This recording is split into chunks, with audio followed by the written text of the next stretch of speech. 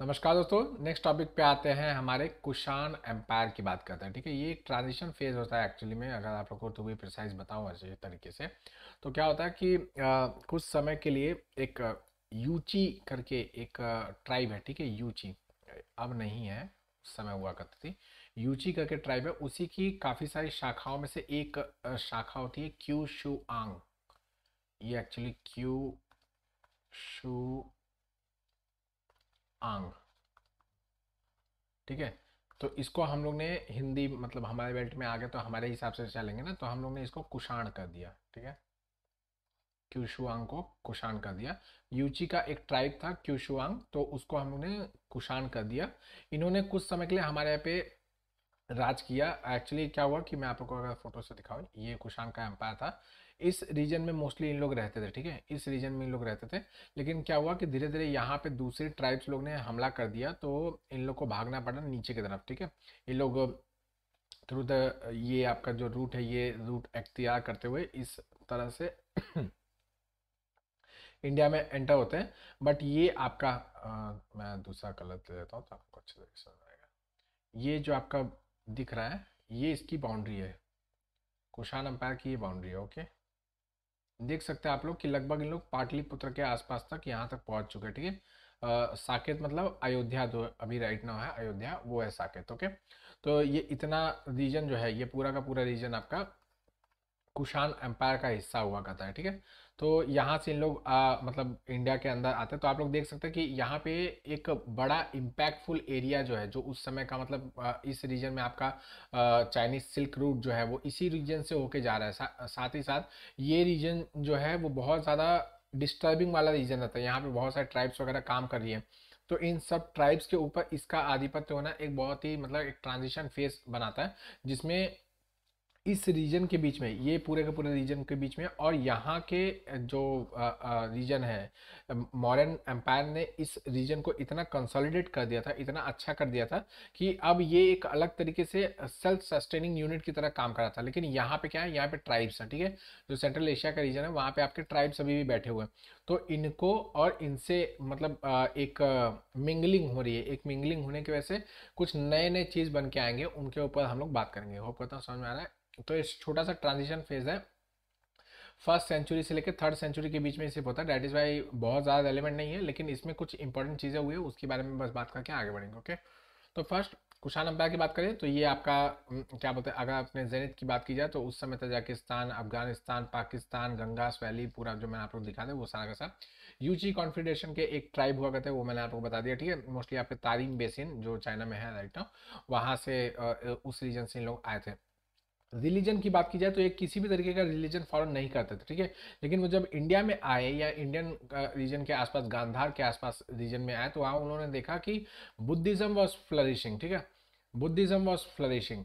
उन लोगों ने देखा कि भाई बुद्धिज्म बहुत ही तेजी से प्रोमिनेंटली है, and there are also evidences of Shiva worship. ठीक है, शिव के वर्शिप के भी एविडेंसेस देखे गए। तो क्या हुआ कि इन लोग ने बुद्धिज्म को अपना रिलीजन मान लिया, इन लोग ने अपना स्टेट रिलीजन मान लिया। उसके उसके जो एडिक्ट्स है, उसके जो धर्म है, वो सब सब पढ़ना, उसको जानना, कैसे कैसे रहना, ये या गौतम बुद्ध कौन है उनको फॉलो करना, उनके जो टीचिंग्स है उसको फॉलो करना, ये इन लोगों ने स्टार्ट कर दिया। ठीक है, तो इट इज सेड कि ये आपके बुद्धिज्म को फॉलोअर्स थे या बुद्धिस्ट फॉलोअर्स थे। ठीक है, बट वो कहते हैं ना कि जो नई आस्था होती है वो बहुत ही पावरफुल होती है, जो जिसका किसी मतलब जिसका किसी के ऊपर विश्वास जब तुरंत तुरंत जब जमता है, तो वो मतलब बहुत पावरफुल होता है। ठीक है, तो इनके इतने पावर की वजह से ये भगवान की तरह गौतम बुद्ध को देखने लगते हैं। जो हमारे गौतम बुद्ध है, उनको ये भगवान की तरह देखते हैं, ना कि किसी इंसान की तरह। जो ऑलरेडी यहाँ पे हीनयान चल रहा था, उसमें ये था कि भाई भगवान नहीं, वो इंसान है, इंसान है। उन्होंने अपने ज्ञान के सारे दरवाजे इतने तेजी से खोल दिए, एनलाइटनमेंट के राइट मतलब रास्ते पे इस तेजी से चले गए कि वो अब इंसान से भगवान की कैटेगरी में पहुंच गए। उनके सारा का सारा दुनिया का ज्ञान उनको हो चुका है, परम ज्ञान जिसको कहा था, उसकी प्राप्ति हो चुकी है। ठीक है, लेकिन इन लोग ने ये मानने से मतलब इन लोग इनको भगवान की तरह पूजना स्टार्ट करते हैं, जिससे हमारे महायान जो है, हमारा महायान बुद्धिज्म जो है, उसकी नींव यहाँ से पड़ती है। ठीक है, इनफैक्ट ये जो आपके कनिष्क है, कुषाण एम्पायर के जो प्रोमिनेंट, जिनके तीन प्रोमिनेंट है, भीम कर्डफिशियस, कुजुल कर्डफिशियस, और फिर उसके बाद थर्ड आते हैं जो प्रोमिनेंट है वो कनिष्क है, ठीक है। तो कनिष्क इन सब में सबसे ज़्यादा पावरफुल एंड सबसे ज़्यादा फेमस जो रूलर है वो कनिष्क है। कनिष्क अपने टाइम पे फोर्थ बुद्धिस्ट काउंसिल कन्वीन करते हैं कश्मीर में, कुंडलग्राम में, कुंडलवन में, और ये 19 बोलो 72 एडी में कन्वीन किया जाता है। एंड यहाँ पे हीनयान एंड महायान का डिवीजन हो जाता है, ठीक है। जैसा कि हम लोग ने बुद्धिज्म के टॉपिक में पढ़ा था, बुद्धिज्म और जैनिज्म वाला जो वीडियो है, मेरे ख्याल से थर्ड वीडियो ही है, तो उसमें मैंने अच्छी तरीके से आप लोगों को बताया था, चार आपके जो काउंसिल्स हुए थे वो चारों काउंसिल की बात की थी, एंड लास्ट काउंसिल में मैंने बताया था कि यहाँ पे हीनयान एंड महायान में डिविजन्स हो जाता है, ठीक है। नेक्स्ट यहाँ पे ये क्या करते हैं कनिष्क, जो मतलब प्रोमिनेंटली जो काम किए गए, जितने भी कल्चरल काम किए गए हैं, या फिर जो भी मतलब जितने भी वर्क वगैरह किए गए, मोस्टली आपके कनिष्क ने ही किए हैं, ठीक है। इससे पहले विम कर्डफिशियस और कुजुल कर्डफिशियस क्या करते हैं, मैक्सिमम इनका फोकस रहता है टेरिटरी ऑक्यूपेशन का, जितना ज़्यादा टेरिटरी हो सके उतने ज़्यादा टेरिटरीज को ऑक्यूपाई करने का काम करता है ये दोनों। लेकिन जो कनिष्क करता है वो एक स्टेबिलिटी प्रोवाइड करता है, इकोनॉमिक सिस्टम प्रोवाइड करता है, गवर्नेंस का एक नया मॉडल लेके आता है, साथ ही साथ मिंटिंग वगैरह के ऊपर भी बहुत सारे रिफॉर्म्स वगैरह करके लाता है। वो सब हम लोग बात करेंगे छोटे छोटे में, बहुत ज़्यादा समय इनके पास नहीं हुआ था, इसीलिए बहुत सारी चीज़ें इनके बारे में है नहीं, जैसे कि हम लोग ने मॉडर्न एम्पायर में इतना सारा देखा, उतना सारा चीज़ें इसमें यहाँ पे बात करने जैसे नहीं है, तो हम लोग फटाक से इसको खत्म कर देंगे, ठीक है। नेक्स्ट कनिष्क ने क्या किया कि जो गांधारी वर्नाकुलर लैंग्वेज थी, जिसको प्राकृत लैंग्वेज कहा जाता है, वो लैंग्वेज के अंदर बुद्धिस्ट टेक्स्ट को ट्रांसलेट कराने का काम करवाया संस्कृत से। संस्कृत में मैंने आपको बताया था कि हीनयान के लास्ट फेजेस में क्या होने लगा, उन लोग संस्कृत को अडॉप्ट करना स्टार्ट कर देते, ठीक है। ओ सॉरी, यहाँ से सॉरी मैं गलत बोल गया, हीनयान अभी चल रहा है, हीनयान से यहाँ पे महायान में ट्रांजिशन हुआ। अभी मैंने बताया ना कि ये भगवान की तरफ पूजना स्टार्ट करेंगे, तो भगवान की तरफ पूजने के जब स्टार्ट करेंगे तो ये देखेंगे कि संस्कृत इज द लैंग्वेज जिसको देवों की भाषा बोली जा रही है। तो हम लोग जो पाली टेक्स्ट है या प्राकृत टेक्स्ट है, जिनको ब्राह्मी लिपि में लिखा गया, उनको हम लोग ट्रांसलेट करेंगे देवों की लैंग्वेज में, या फिर संस्कृत में ट्रांसलेट करने की कोशिश करेंगे। वो कथा समझा, फॉरगिव माय ब्लफ, वो जो मैंने गलती कर दिया, कभी कभार फ्लो में ऐसा हो जाता है, बड़े बड़े शहरों में छोटी छोटी बातें होती रहती है, माफ कर दीजिएगा। इसमें क्या होता है, मैं आप लोगों को जो बताया था कि कनिष्क के समय पे या कुषाण के समय पे क्या होने वाला है कि ट्रांजिशन फेज आ रहा है, महायान बुद्धिज्म का राइज देखा जा रहा है। इन लोग देवताओं की तरफ पूज रहे हैं गौतम बुद्ध को, तो जब देवताओं की तरफ पूजना स्टार्ट करेंगे तो वहां से महायान ट्रेडिशन आ रहा है।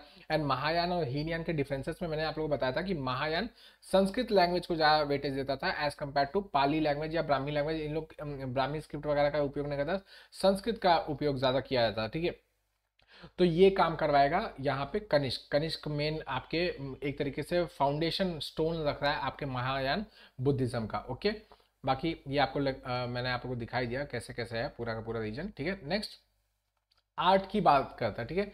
तो इस दौरान गांधार आर्ट शैली जो है वो बहुत ही प्रोमिनेंट होती है। मैंने आप लोगों को अभी आर्ट एंड कल्चर वाला सेक्शन बताया नहीं, तो कोई बात नहीं, जब आर्ट एंड कल्चर वाला सेक्शन बताऊंगा तो उसमें आप लोगों को बताऊंगा स्कल्पचर्स तीन टाइप के होते थे। एक तो आपका यहाँ पे गांधार आर्ट स्कूल था, एक यहाँ पे आपका मथुरा आर्ट स्कूल था, और यहाँ पे एक अमरावती आर्ट स्कूल था। इन तीनों के बारे में डिफरेंसेस मैं आप लोगों को बता दूंगा, ठीक है। तो यहाँ पे ये गांधार आर्ट जो है उसको ये प्रोमिनेंटली बहुत ही ज़्यादा वेटेज मिलता है इनके आने के बाद से, कुषाण के आने के बाद से। क्यों? क्योंकि ये क्या करते हैं, बुद्धा की मूर्ति बनवाना एकदम से धड़ल्ले से स्टार्ट करते हैं, खूब इन्वेस्टमेंट वगैरह करते हैं। इनफैक्ट ये अपनी मूर्तियाँ भी बहुत सारे बनवाते हैं बुद्धा के चरणों के पास, कहीं अपने खुद की सेपरेट तलवार लेके, ऐसा ऐसा कपड़े वपड़े पहन के अच्छी तरीके से तैयार होके वैसे मतलब मूर्तियां वगैरह बनवाएंगे। ये स्कल्पचर के ऊपर बहुत ज़्यादा ध्यान देते हैं। तो यहाँ से गांधार जो आर्ट है, आर्ट फॉर्म है, स्कल्पचर आर्ट फॉर्म जो है वो बढ़ के बाहर आने लगता है, ठीक है। प्रोमिनेंटली इन्होंने ही गांधार आर्ट को बहुत ज़्यादा वेटेज भी दिया था। और साथ ही साथ इसमें ये क्या होता है कि सिंस गांधार आर्ट जो स्टार्टिंग में उस रीजन में था, उस रीजन में इनिशियली ग्रीस क्या बोलते हैं, ग्रीक लोगों का ज़्यादा इन्फ्लुएंस था। तो वहाँ पे जो भी व्यक्तियों को बनाया जाता था या गौतम बुद्ध को जो बनाया जाता था, तो more of the Greek touch होता था उसके अंदर, ठीक है। लेकिन उसको थोड़ा थोड़ा इंडियनाइज टच देने का काम किया गया इनके समय पे, ठीक है।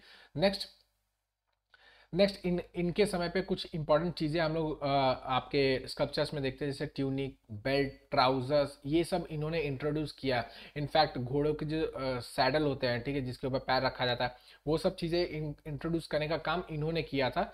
कि ये इसके हमको साक्ष्य वगैरह कहाँ से मिलते हैं, इन स्कल्पचर्स वगैरह से मिलते हैं, ठीक है। नेक्स्ट, ये बहुत ही प्रोमिनेंट डिवोटीज मतलब होते हैं आपके बुद्धा के, बोधिसत्व, जितने भी बोधिसत्व सबकी पूजा करते हैं। इनफैक्ट ये मौत जो आपके फ्यूचर बुद्धा है मैत्रेय, उनके बारे में भी लिखते हैं, पढ़ते हैं, स्कल्पचर्स वगैरह करते हैं, उनके पैरों में अपनी फोटो वगैरह बनवाते हैं कि हाँ, उनके पैरों में मैं बैठा हूँ, ऐसा वैसा करके ये सब बनवाते हैं, ठीक है। नेक्स्ट, कुशान ड्यूटी वो मैंने आप लोगों को बताया कि भाई इंडियनाइज हो चुके हैं, तो ये क्या करेंगे कि आपके बुद्धा का जो हेलेनिस्टिक डिपिक्शन है उसको धीरे धीरे करके वो इंडियनाइज करना स्टार्ट करता है, ठीक है। एडमिनिस्ट्रेशन की बात करते हैं तो ये एक नई सिस्टम लेके आते हैं, शत्रप सिस्टम। शत्रप सिस्टम लेके आते हैं, यहाँ पे लिखा हुआ है, ठीक है, ये स्पेलिंग इसकी, शत्रप एंड महाशत्रप का सिस्टम। ये सिस्टम बहुत ही ऑर्गेनाइज रहता है, इसने बहुत ही आगे आगे चल के सेम यही सिस्टम जो है वो हर जगह पे कंटिन्यू होता है। शत्राब्स आर लाइक गवर्नर्स, ठीक है, उनको पूरा टेरिटोरियल डिस्टिंक्शन दे दिया गया कि ये टेरिटरी आपकी है, पूरी जिम्मेदारी आपकी है, आपको सिर्फ और सिर्फ रेवेन्यू कलेक्ट करके मुझे पहुंचाना है, एंड बाकी एडमिनिस्ट्रेशन आप किसी भी तरीके से कर सकते हो, आपकी मर्जी। इस तरीके का सिस्टम यहाँ पे दिया जाता है। साथ ही साथ जो क्षत्रप होंगे वो मिलिट्री गवर्नर्स होंगे, ठीक है। ये मिलिट्री मतलब आपके जो हायरार्की है, मिलिट्री हायरार्की है, उसके कोई मेंबर्स होंगे, ठीक है। हो सकता है कमांडेंट हो, कमांडेंट से सब कमांडेंट हो, या लेफ्टिनेंट वगैरह हो, कोई भी होगा तो उसको एक एरिया दे दिया जाएगा, वो एरिया उसके अधीन दे दिया जाएगा, भाई इसका एडमिनिस्ट्रेशन तू कर, इसका रेवेन्यू तू कलेक्ट कर, अपना पगार काट के बाकी पैसे मेरे यहाँ पे पहुंचा देना, ठीक है। और जब जब मैं कहूंगा कि भाई लड़ाई हो रही है आजा, तो तुझे आना ही पड़ेगा, ठीक है। दिस इज वॉट शत्रप सिस्टम जो मैंने आपको बताया वो सेम मतलब वही सिस्टम है ये, ठीक है। इस तरीके से काम करता था। ऑर्गेनाइज एडमिनिस्ट्रेटिव सिस्टम दिया, डिवाइडेड इनटू 3 टीयर्स, आपका सेंट्रल, प्रोविंशियल एंड लोकल, जैसे कि बाकी सबका था सेम वैसा ही था। यहाँ पे शत्रप एंड महाशत्रप का सिस्टम यहाँ पे काम करेगा, ठीक है।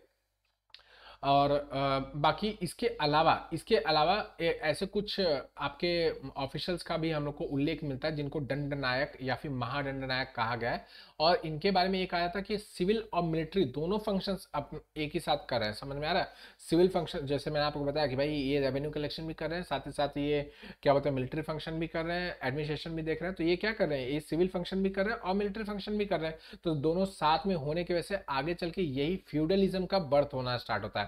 फ्यूडलिज्म क्या है, जो आपका जिसको सामंतवाद हिंदी में कहा जाता है। फ्यूडलिज्म क्या है, ऐसे व्यक्ति होंगे जैसे जमींदार वगैरह होते थे कि वो रेवेन्यू वगैरह भी इकट्ठा कर रहे हैं, साथ ही साथ उनकी अपनी सेना भी होती थी, वो टेरिटोरियल एक्सपांशन भी कर सकते हैं, उस एरिया में लॉ एंड ऑर्डर मेंटेन करने का भी काम कर सकते हैं, मतलब सिविल भी कर रहे हैं एंड साथ ही साथ वो मिलिट्री फंक्शंस में भी इनकॉर्पोरेटेड है। This will ultimately lead to feudal elements के राइज का ये कारण बन जाता है, ठीक है। नेक्स्ट, दो टर्म्स ग्रामिका और पद्रपाला, ये विलेज हेडमैन के बारे में कहा गया। ये एक ही व्यक्ति के लिए दो टर्म्स यूज किया गया, ग्रामिका एंड पद्रपाला, ठीक है। तो ये आप लोग बस याद रखिएगा। नेक्स्ट कुषाण जो है, जो भी मतलब मैंने आपको बताया कि ये सब ट्राइब्स थे, इनका अपना खुद का कोई भी थॉट वगैरह नहीं था, तो ये जहाँ पे जाते थे या जहाँ से इनको कुछ भी अच्छा देखने को मिलता उसको ये कॉपी पेस्ट अपने आप पे कर लेते, ठीक है।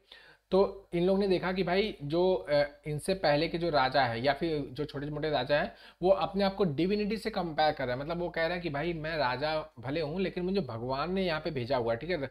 जैसे आपका जो चाइनीज किंग्स रहते थे, वो अपने आप को सन ऑफ द हेवन कहते थे, मतलब वो जन्नत की या फिर स्वर्ग के बच्चे हैं, मतलब वो भगवान के बच्चे हैं जो स्वर्ग से सीधे सीधे यहाँ पे आए हैं टू मेक द किंगडम स्वर्ग। वो अपने जो किंगडम है उसको स्वर्ग बनाने की काम में लगे, मतलब सबको मार डालने के, स्वर्ग पहुंचाने वाला काम नहीं बोला, मतलब उसको खुशहाल बनाने का, अच्छा मतलब वेलफेयर स्टेट बनाने का कॉन्सेप्ट ये लेके आ रहे हैं। तो ये सब कॉपी कर रहे हैं यहाँ पे, मतलब जो आपके कुषाण रूलर्स है वो क्या करेंगे, इन लोग से सब उठाएंगे कि हम जो है वो देवताओं के पुत्र हैं, ठीक है, हम लोग देवताओं के पुत्र हैं, ऐसे मेंशन करना स्टार्ट करेंगे, ठीक है। नेक्स्ट, इसके साथ साथ इसके साथ साथ एकेडमिक और इंडो ग्रीशियन और पार्शियन सिस्टम के जो आपके सत्रप प्रणाली थी, वही जो मैंने आपको बताया कि यहाँ पे महाक्षत्रप वाला था, वो वहां से लेके आते हैं। इन लोग का एकेमेनिड जो भी है, इन लोग, इनका नाम आप लोग याद रखें, इन लोग से ये आपके क्षत्रप या फिर प्रोविंशियल गवर्नेंस का सिस्टम ये लेके आते हैं। और फ्यूडल लॉर्ड जो अल्टीमेटली आगे चल के जो फ्यूडल लॉर्ड्स, जो मैंने आपको बताया कि फ्यूडलिज्म का जो बर्थ होता है वो इनके मतलब इन ये जो प्रैक्टिस कर रहे हैं उसी के वजह से ये ऑटोमेटिकली जनरेट हो जाता है। तो ये इनकी अपनी खुद की दर्शना थी। ठीक है, नेक्स्ट कॉइन्स की बात करें। कॉइन्स के अंदर ही इनका सबसे बड़ा कंट्रीब्यूशन है कि गोल्ड कॉइन्स इनका हम लोग को देखने को मिलता है। फर्स्ट गोल्ड कॉइन्स विम कर्फिशियस के टाइम पे फर्स्ट टाइम देखने को मिलता है कि भाई भारत के अंदर गोल्ड कॉइन्स आते हैं। मैंने आपको बताया था कि पिछले वाले लेक्चर में कि कुषाण जो मौर्यस हैं उनके में भी ये जो कौटिल्य है या विष्णुगुप्त है या चाणक्य है, वो अपने बुक के अंदर अर्थशास्त्र में मेंशन करता है कि देयर वर गोल्ड कॉइन्स जिनको निष्क वगैरह कहा जा रहा है, लेकिन हमको कहीं पे भी निष्क मिला नहीं है। ठीक है, दैट इज वाई हम उसको कंप्लीटली बोल नहीं सकते कि भाई गोल्ड कॉइन उस समय होता था, लेकिन यहाँ पे हम लोग को इस समय का गोल्ड कॉइन देखने को मिलता है। ठीक है, नेक्स्ट थिंग की बात की जाए तो इस समय के जो कॉइन्स डिजाइन किए गए हैं वो आपके पूरे पूरे ग्रीको बैक्टीरियन रूलर्स की जो हेलेनिस्टिक स्टाइल्स थे वही सीधे के सीधे कॉपी किया जाता है। इसमें कैसा होता था कि सिक्का है, एक साइड में एक कोई देवता को बनाया जाएगा और दूसरे साइड में राजा की तस्वीर बनाई जाएगी साइड्स पे। ओके, पोर्ट्रेट पेंटिंग जिसको कहा था, उसी तरीके से यहाँ पे बनाया जाएगा। ठीक है, नेक्स्ट आपके and by the end of the Kushan rule हम लोग देखने को हमको ये देखने में आता है कि जो गुप्ता एम्पायर धीरे धीरे आता है वो कुषाण रूलर्स के जो भी आपका कॉइन का सिस्टम है वो वैसा वैसा कॉपी पेस्ट कर लेता है। ठीक है, वो हम लोग गुप्ता रूलर्स में बात करेंगे अच्छी तरीके से। उन लोग भी गोल्ड कॉइन बहुत ज़्यादा मतलब बहुत ज़्यादा जारी करते हैं। ठीक है, इंस्क्रिप्शन की बात की जाए तो यहाँ पे दो डिविजन्स हो जाता है। ठीक है, यहाँ पे दो डिविजन्स ये हो जाता है कि आपके जो इस मतलब ये जो आप समझ लीजिए डिवाइडिंग लाइन है, इसके इस तरफ जो है वो ग्रीक स्क्रिप्ट में लिखा जाएगा। ठीक है, ग्रीक स्क्रिप्ट में बैक्टीरियन लैंग्वेज भी लिखा जाएगा। बैक्टीरिया वो कीटाणु वाला बैक्टीरियन है, बैक्टीरियन लैंग्वेज है। ठीक है, बैक्टीरियन लैंग्वेज को ग्रीक स्क्रिप्ट में लिखा जाएगा और यहाँ पे ब्राह्मी स्क्रिप्ट में लिखा जाएगा प्राकृत लैंग्वेज में। ठीक है, खरोष्टी या फिर ब्राह्मी स्क्रिप्ट में हम लोग प्राकृत लैंग्वेज में हमारे यहाँ पे मतलब इंडियन रीजन में हम लोग ब्राह्मी और खरोष्टी लिपि का उपयोग करके स्क्रिप्ट का यूज करके प्राकृत लैंग्वेज में लिखने वाले हैं।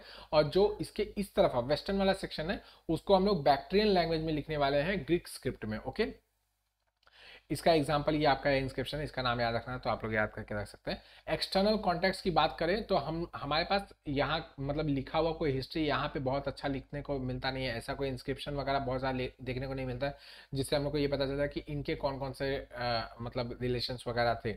लेकिन हम लोग को जो उस समय के चाइनीज या रोमन जो सोर्सेस है उससे हम लोग को पता चलता है कि किंग्स ऑफ बैक्ट्रिया और साथ ही साथ इंडिया के किंग के बीच में या फिर कुषाण जिनको कहा जाए उनके किंग के बीच में एक डायरेक्ट कॉन्टैक्ट वगैरह था।